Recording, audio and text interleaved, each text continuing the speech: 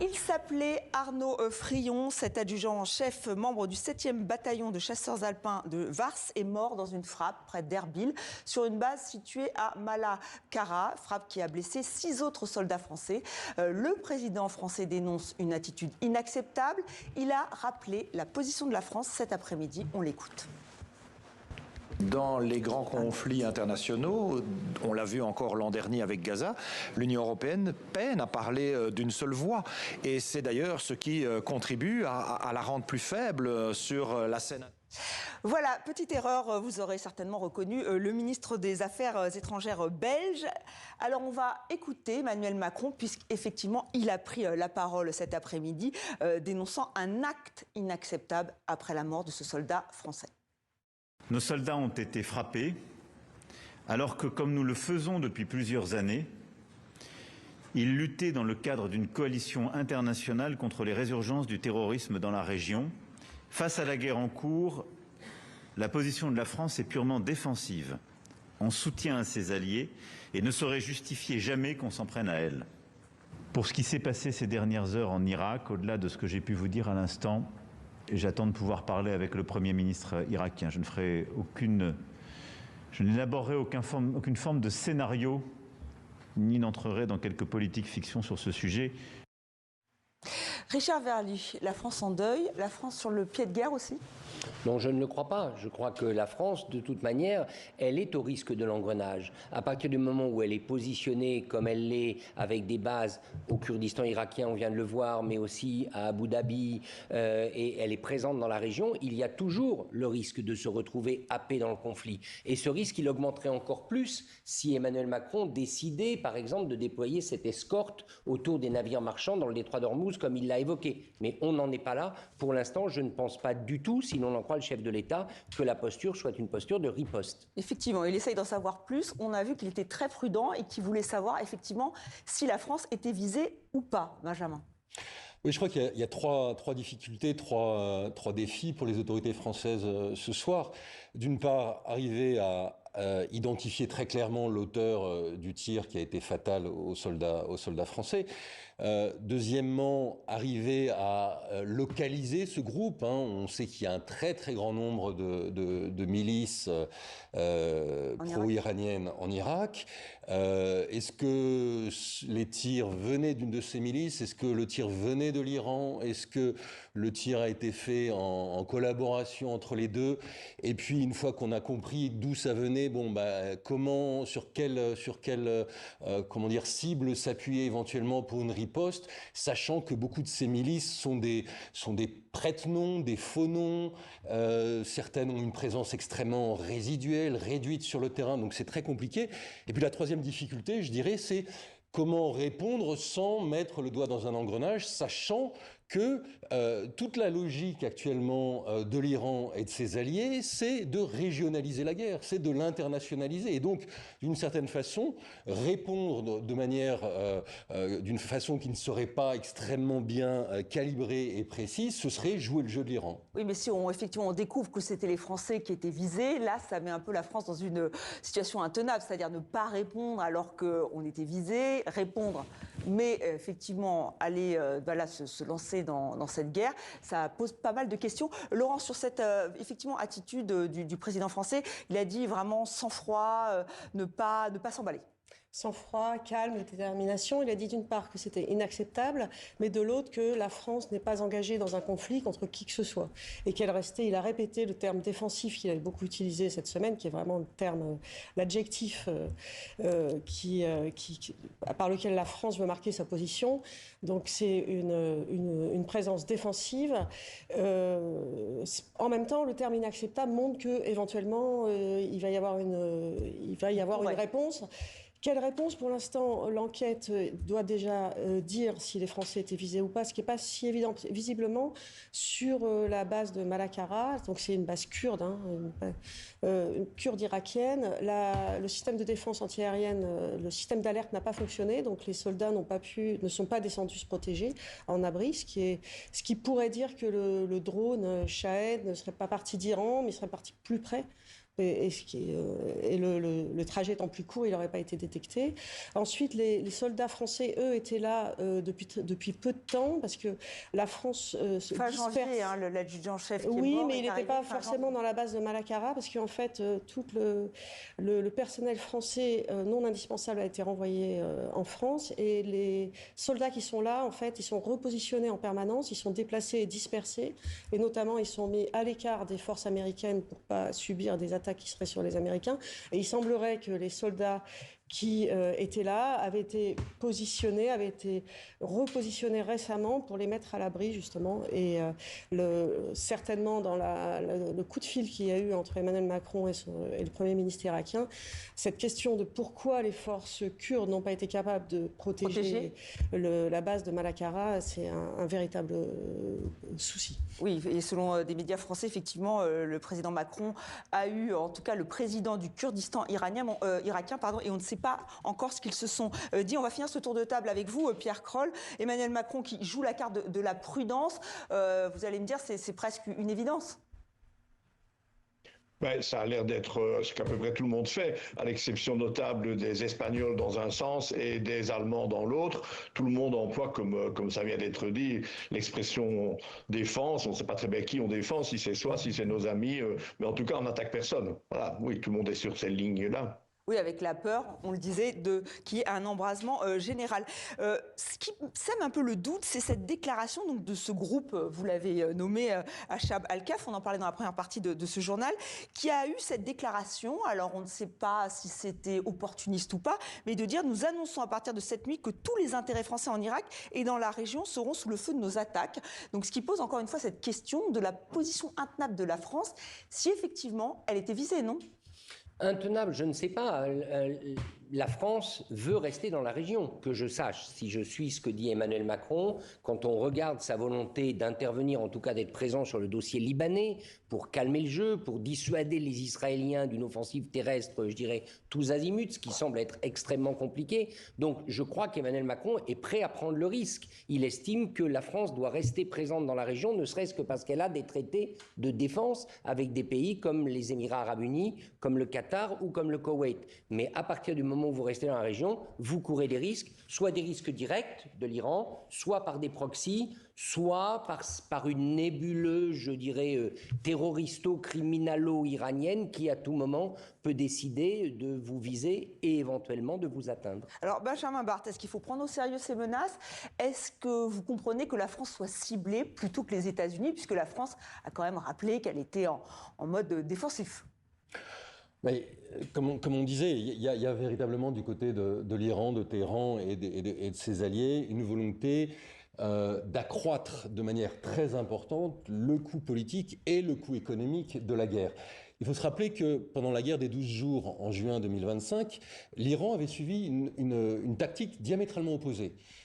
Toute sa riposte avait été concentrée sur le territoire israélien et il avait fallu attendre en fait le dernier jour de la guerre quasiment pour que l'Iran envoie une petite salve de missiles sur le territoire du Qatar. Ça avait été la seule frappe dirigée sur les pays du Golfe. Aujourd'hui, l'Iran suit une politique diamétralement opposée, c'est-à-dire plutôt que de miser sur une riposte calibrée, là c'est une riposte tous azimuts. Et effectivement, dans ce cas-là, tous les prétextes sont bons pour essayer de créer un émoi dans les opinions publiques occidentales, pour créer de l'angoisse dans les marchés occidentaux, etc. Donc oui, et la France peut-être parce qu'aussi c'est l'un des pays européens qui est le plus en pointe. On a vu Emmanuel Macron cette semaine sur le porte-avions Charles de Gaulle, vraiment avec un discours certes défensif, mais les autres pays européens ne l'ont pas fait, Laurence. Donc ça, est-ce qu'on peut se dire que ça a joué, ça peut jouer ? Ça joue forcément. Si on voit par exemple la Grande-Bretagne, qui n'est pas dans l'Union européenne, mais qui est un des alliés de la France, de l'Europe, la Grande-Bretagne n'a pas encore réussi à envoyer un navire sur la zone. C'est pas parce qu'ils veulent pas, c'est parce qu'ils peuvent pas. En fait, leur marine n'est pas en état de le faire. Donc la France, elle qui avait le groupe aéronaval, donc c'est-à-dire le porte-avions accompagné d'un sous-marin, de plusieurs frégates, d'avions de guet aérien, d'avions de patrouille, etc., d'hélicoptères, elle qui était en partance pour le Nord, le groupe aéronaval qui était en partance pour le Nord a pu revenir en 6 jours très très vite en Méditerranée, donc se déployer avec force. Donc toujours pour ce qui est rappelé, c'est la sécurité des ressortissants. Il y en a 400 000 quand même, 400 000 Français dans la région. Ça veut dire éventuellement mener des opérations d'exfiltration des ressortissants et également ce que la France fait beaucoup là dans les Émirats, c'est protéger ses partenaires, c'est-à-dire que les avions français, les Rafales français volent en permanence et abattent des drones iraniens qui donc si je vous comprends bien, c'est accepter aussi les risques qui sont liés au fait d'afficher qu'on est là et qu'on soutient ses alliés. Les risques sont clairement assumés. Les militaires savent bien que des opérations, surtout en zone de guerre, comportent des risques. Donc ça, c'est clairement assumé. L'idée, c'est d'en avoir le moins possible. Mais oui, il n'y a pas de... Et en tout cas, vous êtes tous d'accord, et toutes, hors de question de quitter la région. Ça serait complètement absurde, selon la stratégie française. Est-ce que les Italiens ont été touchés aussi cette semaine? Et eux, ils ont une autre façon de faire. Ils ont décidé de se replier. Emmanuel Macron l'a encore répété cet après-midi. Et du côté état-major, c'est pareil. La France est un partenaire fiable. Et la France va rester en soutien de ses alliés. Donc ça, c'est vraiment... c'est une position qui est répétée. La France est en Irak depuis des années. Elle se déploie dans différentes missions depuis 2014, font de la formation.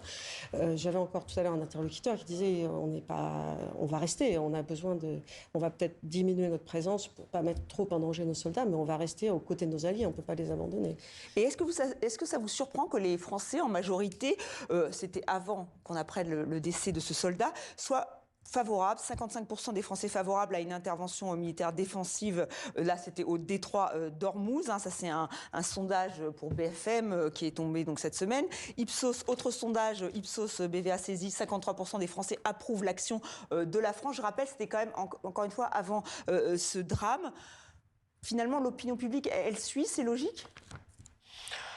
Mais il y a effectivement une préoccupation dans l'opinion publique. Maintenant, c'est vrai que cette idée de flotte pour protéger la sortie des navires par le détroit d'Ormuz, c'est une idée qui peut être très vite périlleuse, parce que la limite entre la posture défensive et la posture offensive, elle peut être très vite franchie. C'est peut-être les Iraniens qui décident en fin de compte, non ? Enfin, détrompez-moi si... On s'expose. On s'expose et c'est vrai que la frontière entre le déploiement et l'engagement, elle est mince. Moi, je dirais que de toute façon, toute action militaire défensive comporte forcément une part possible offensive, sinon ça n'a pas de sens, c'est le but des armées. Et tout à l'heure, il y avait une conférence de presse au ministère des Armées avec le Pacha, le commandant du porte-avions, qui a dit à un moment quelque chose de très important. Il a dit que là, il y avait un basculement, c'est-à-dire que le porte-avions était prêt à s'engager dans une action offensive en cas de besoin, au cas où une zone maritime ou aérienne serait contestée et que il y avait une possibilité, c'était pas du tout lancé, mais c'était étudié en cas de besoin de le faire entrer dans un combat naval. Donc ça, c'est quelque chose qui n'a jamais, que moi j'avais jamais entendu, parce que normalement le porte-avions, il arrive sur des zones quand il va à terre, c'est toujours dans des endroits alliés et non pas dans des endroits où il y a des adversaires. Donc, et en même temps, le commandant du porte-avions disait qu'il n'a reçu aucun ordre pour l'instant de se déployer sur Ormuz, et même les 20 Rafales qui sont à bord pourraient éventuellement venir en renfort de ceux qui sont basés en Jordanie et aux Émirats Arabes Unis, qui en ce moment tirent les drones et les missiles, mais que pour l'instant, il n'en avait pas reçu l'ordre. Mais cette bascule de éventuellement faire entrer le groupe aéronaval dans une action offensive, c'est assez intéressant. Il faut juste noter aussi que donc le porte-avions, il y a tout un groupe aéronaval, il y a aussi 3 frégates étrangères. Là, en ce moment, il y a une italienne, une espagnole, une néerlandaise. Donc c'est aussi des signaux stratégiques, ça permet aux alliés de montrer que politiquement, ils sont engagés aux côtés de la France et dans l'Union européenne, sans forcément se mettre en danger tout près des côtes. Alors justement, c'est intéressant sur la position européenne. La France, vous l'avez dit, on l'a dit, est présente et le montre avec ce porte-avions, puis peut-être avec ce changement de ligne que vous venez de nous signifier, Laurence. Pierre Kroll, comment se positionne la Belgique finalement sur ces questions-là ? Mon petit pays n'est évidemment pas impliqué de la même manière. On n'a pas de porte-avions dans la région. On y aura peut-être bientôt une frégate parce que, par contre, mon pays, je peux vous le dire, a peur d'être entraîné dans cette guerre sans l'avoir voulu. Mon gouvernement, pour le moment, aujourd'hui même, est très embarrassé parce qu'il a reçu une demande d'aide de l'Arabie Saoudite et des Émirats, des Émirats du... Oui, ça, c'est un dessin sur autre chose. C'est un salon de l'armement qui a lieu à Bruxelles pour la première fois cette année. Parce que quand il y a des guerres, il y a des gens que ça arrange, et ce salon ne désemplit pas depuis 3 jours. On vend beaucoup, on fabrique beaucoup d'armes et de matériel militaire en Belgique, donc il n'y a pas de petit profit. Voilà, enfin, ça c'est une boutade, si je puis dire. Mais pour revenir aux peurs de la Belgique d'être entraînée dans cette guerre, les gouvernements belges, vous savez, sont des coalitions. Il y a 5 partis dans le gouvernement actuel. Il y en a 3 qui sont pour qu'on réponde favorablement et tout de suite à l'Arabie Saoudite en envoyant ce qu'ils nous demandent. Bon, ils ont une plus grosse armée que la nôtre, mais apparemment il leur manque un démineur et une frégate, quoi. Et on pourrait leur envoyer ça. Et 2 autres partis sont contre cette décision. Donc aujourd'hui, on a fait comme on sait le faire souvent en Belgique. On a décidé de ne pas décider. Donc on va attendre un peu, de voir s'ils insistent, si vous voulez, parce que on a peur, vous avez compris, d'être considérés comme des ennemis de l'Iran. Il faut savoir que dimanche dernier, à Liège, dans la ville où j'habite, une bombe a explosé devant la synagogue de Liège. Et il y a eu des revendications pas très claires, très floues, avec un logo qui ressemble à celui que vous avez montré tout à l'heure du groupe Achab al-Rab, mais c'est pas tout à fait le même. Ça, c'est pas le logo du groupe islamiste, c'est la couverture de mon livre. Oui, pardon Pierre, effectivement, c'était malvenu. Non, on peut faisons un peu de l'humour pendant des choses si graves. Donc, on a peur de représailles, on a peur d'attentats par des groupes terroristes pro-iraniens qui seraient dormants peut-être chez nous, parce que cette bombe devant la synagogue, c'est pas moi qui ai été la mettre, j'aurais pas de raison. Donc, on s'inquiète de ça, et aussi, accessoirement, on aime bien aussi garder de bonnes relations commerciales avec ces pays qui sont très riches. Et s'ils nous demandent quelque chose, on se sent un peu obligé de leur donner. Donc on est très mal pris, notre petit pays. Alors on va écouter votre ministre belge des Affaires étrangères, Maxime Prévost. On l'a presque entendu tout à l'heure. Justement, lui, il regrettait un peu le manque de position commune. Dans les grands conflits internationaux, on l'a vu encore l'an dernier avec Gaza, l'Union européenne peine à parler d'une seule voix. Et c'est d'ailleurs ce qui contribue à la rendre plus faible sur la scène internationale. Je le regrette, je le déplore, puisque nous n'avons la capacité de transcender notre statut de supermarché économique de 450 millions de consommateurs pour devenir une superpuissance géopolitique qu'à la faveur d'une unité dans notre expression. Et cette unité, nous peinons à la trouver.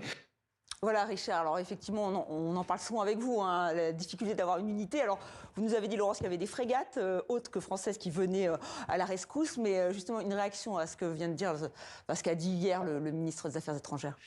Écoutez, je trouve que de sa part, c'est facile. Mais l'argument du ministre belge des Affaires étrangères ne tient pas. Dès lors, s'il y a un théâtre d'opération où on ne peut pas s'attendre à une Union européenne unie, c'est le Moyen-Orient et c'est la question d'Israël. Je rappelle que cette guerre, c'est quand même une guerre largement déclenchée par Israël et pour Israël, pour mettre fin à cette menace existentielle nucléaire sur l'État hébreu. Or, pour des raisons que tout le monde connaît, l'Allemagne, de toute manière, sera toujours paralysée sur le dossier israélien. C'est pas la peine d'en attendre autre chose. Donc, déplorer le manque d'unité de l'Union européenne sur ce dossier-là, très franchement, je trouve que c'est trop facile. L'Union européenne, elle fait ce qu'elle veut, Emmanuel Macron se démène, mais il n'y aura jamais d'unité sur ce dossier et notamment sur tout ce qui touche à Israël. Voilà, je pense que vous êtes effectivement peut-être d'accord avec ce qui vient d'être dit sur ce risque d'entrer donc en guerre de manière offensive. Vous nous avez donné déjà quelques pistes. Est-ce que vous pensez que malheureusement on va y aller, surtout si cette guerre s'éternise? Donald Trump a encore dit aujourd'hui qu'il allait refrapper,